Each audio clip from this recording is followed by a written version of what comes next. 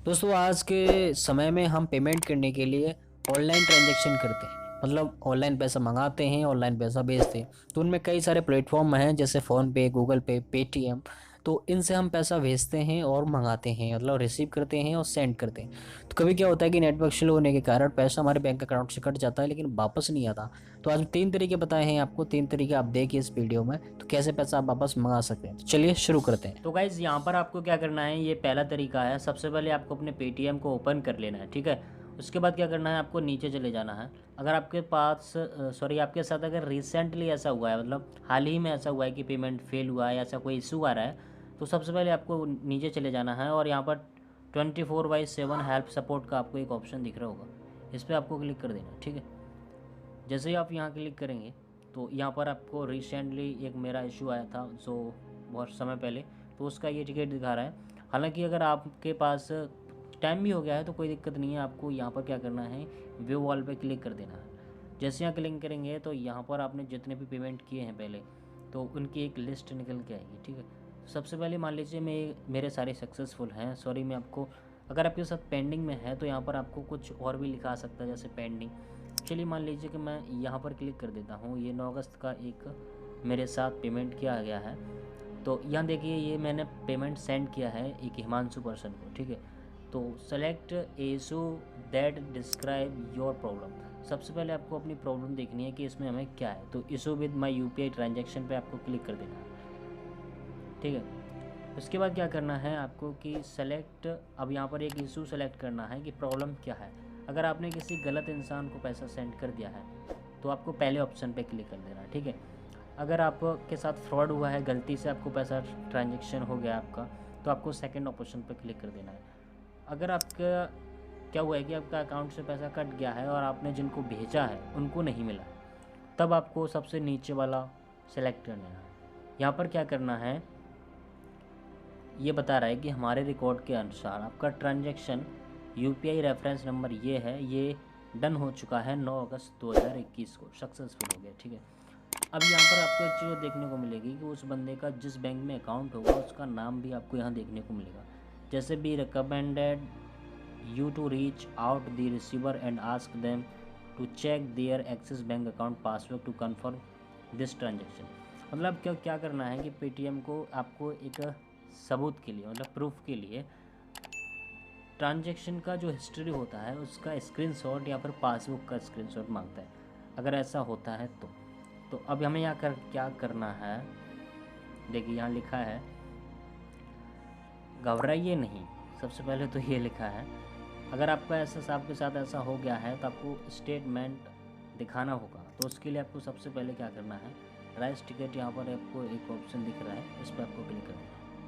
यहाँ पर क्या करना है, आपको पीडीएफ में कन्वर्ट करके यहाँ पर फ़ोटो को अपलोड करना है, जिसका साइज़ मैक्सिमम 2 MB तक आप रख सकते हैं, ठीक है। उसको आप यहाँ अपलोड करेंगे। ये मतलब समझ रहे हैं आप, इसका मतलब ये है कि आपने जब पेमेंट किया है तो उनका जो हिस्ट्री होगा, पेमेंट हिस्ट्री, उसमें आप इसका स्क्रीनशॉट भेजिए जो कि 3 दिन तक का चलेगा। मतलब मान लीजिए अगर आप जो है तो पिछले 3 दिन का आप दिखा सकते हैं, आज आपने पेमेंट किया है तो यहाँ पर उनका स्क्रीनशॉट या फिर बैंक का स्टेटमेंट आपको अपलोड करना पड़ेगा। और यहाँ पर आपको टेक्स्ट बॉक्स में कुछ डालना है तो आप डाल सकते हैं, वरना ऑप्शनल आप इसको छोड़ के सबमिट कर सकते हैं। पहला तरीका तो ये हो गया दोस्तों, ठीक है। अब चलिए मैं आपको बताता हूँ दूसरा तरीका। दोस्तों एक दूसरा तरीका और है पैसे को वापस मंगाने का। तो सबसे पहले आपको क्या करना है कि पेटीएम में ही जाके बैलेंस हिस्ट्री पे क्लिक करना है।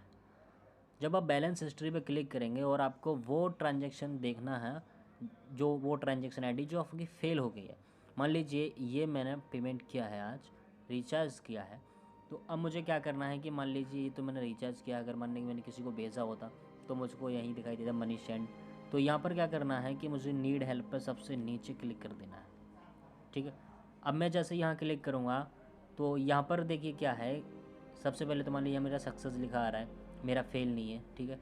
तो अब में अगर यहाँ पर सक्सेस लिखा आता है यहाँ पर, तो यहाँ पर भी आपका सेंड का जो है सक्सेस नहीं आएगा, यहाँ पर आपका पेंडिंग या फिर कुछ और दिखाएगा एरर। तो चलिए मैं यहाँ पर नीड हेल्प पे क्लिक करता हूँ। मान लीजिए अगर मेरा पेंडिंग में है तो यहाँ पर मुझे क्या करना है कि issue with my UPI transaction पर मुझे क्लिक कर देना है। अब यहाँ पर मुझे पैसे को वापस मंगाना है, मुझे मेरा मान लीजिए अगर आपने पेमेंट किया है रिचार्ज के लिए या मतलब ऑनलाइन पेमेंट किया है, कुछ ऑर्डर किया है, तो उनमें से अगर आपके पास नहीं हो रहा है, पैसा कट गया है, तो बात वही है कि सेम पैसा कट गया और काम नहीं हुआ। तो सबसे पहले आपको क्या करना है, amount has been deducted but not added back to my bank account, मतलब अमाउंट कट गया है और मेरे अकाउंट में वापस नहीं आया है। ठीक है, मान लीजिए अगर ऐसा होता है ना कि अगर रिचार्ज कर रहे हो, रिचार्ज नहीं हुआ, पैसा कट गया, तो फिर रिचार्ज नहीं होगा उस पैसे का, आपके अकाउंट में ही वापस आएगा, ये शर्त होती है। मतलब अगर ऐसे तो फिर आपको अर्जेंट है तो आपको दूसरा रिचार्ज करेंगे ना, तो वो पैसा आपका डबल रिचार्ज हो जाएगा आपके मोबाइल में। चलिए अब यहाँ पर मुझे क्या करना है कि यहाँ क्लिक कर देना पहले ऑप्शन पे, क्योंकि मुझे पैसे को वापस मंगाना है। अगर आप कुछ लिखना चाहते हैं कि रिचार्ज नहीं हुआ, मतलब ऐसा कुछ आप जो इशू है आपका वो आप ऑप्शनल है, वैसे आप लिख सकते हैं, नहीं तो कोई दिक्कत नहीं है।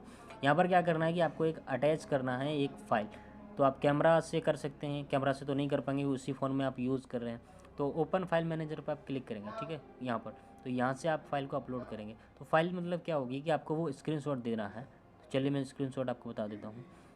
पीछे आएंगे, अगर आप यहाँ से स्क्रीनशॉट लेंगे तो नहीं ले पाएंगे, और पीछे जाएंगे, ये मान लिया अगर यहाँ पर आपका फेल ट्रांजैक्शन, रिचार्ज पेंडिंग, अगर कुछ भी एरर आ रहा है इस जगह पे, तो आपको क्या करना है, सबसे पहले इसका एक स्क्रीनशॉट ले लेना है आपको। तो स्क्रीनशॉट लेंगे तो ये स्क्रीनशॉट नीड हेल्प में जाके समझिए आपके सारे सवालों के जवाब इसी वीडियो में है, या फिर आगे जाएंगे और आगे जाएंगे, और यहाँ पर जाने के बाद अटैच पर क्लिक करेंगे और फिर फाइल मैनेजर में जाएंगे और यहाँ से वो स्क्रीनशॉट हम अपलोड कर देंगे जो हमने अभी लिया है। ठीक है, तो मेरा तो मतलब सक्सेस हो गया, तो मुझे तो ऐसा करने की ज़रूरत नहीं है। तो फिर क्या करना है, आपको यहाँ सेंड पे क्लिक कर देना है। सबसे ऊपर आपको यहाँ पर सेंड का ऑप्शन दिखाई दे रहा होगा। एक तरीका तो ये होगा, मतलब पूरा दोनों मिला के मतलब एक ही बात है, आपको आप यहाँ से भी कर सकते हैं और पहले जो बताया है वहाँ से भी कर सकते हैं। ठीक है, अब दूसरा तरीका जो होता है, अगर आप मान लिया आप इतना नहीं कर सकते तो आप कस्टमर केयर से बात कर सकते हैं। अगर आप कस्टमर केयर से बात करना चाहते हैं और आप चाहते हैं कि कस्टमर केयर की तरफ से उधर से कोई हमें ऑन कॉल बने, तो वो तो नहीं होता, उसका क्या है ना कि सिस्टम फिक्स होता है।